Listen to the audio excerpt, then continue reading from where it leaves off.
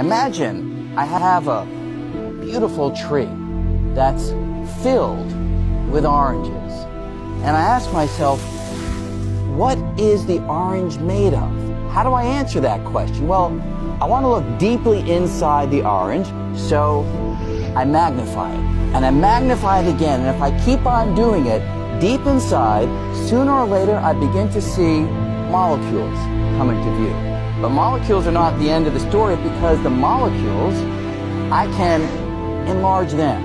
And if I make them big enough deep inside, I begin to see atoms.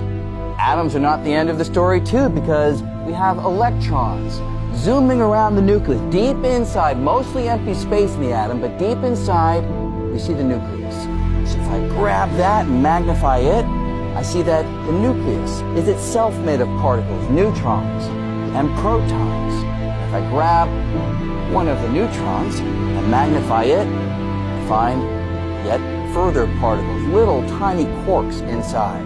Now that is where the conventional ideas stop.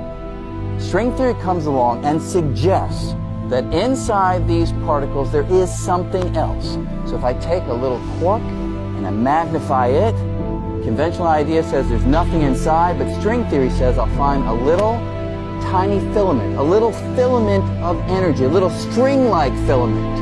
And just like the string on a violin, I pluck it and it vibrates, creates a little musical note that I can hear.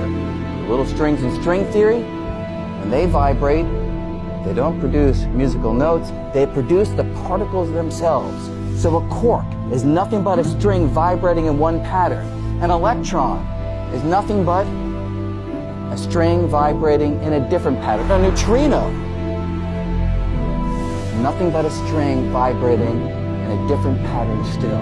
So if I take all of this back together, I have my ordinary orange, and if these ideas are right, they are speculative, but if they are right, deep inside the orange or any other piece of matter, there's nothing but a dancing, vibrating cosmic symphony of strings.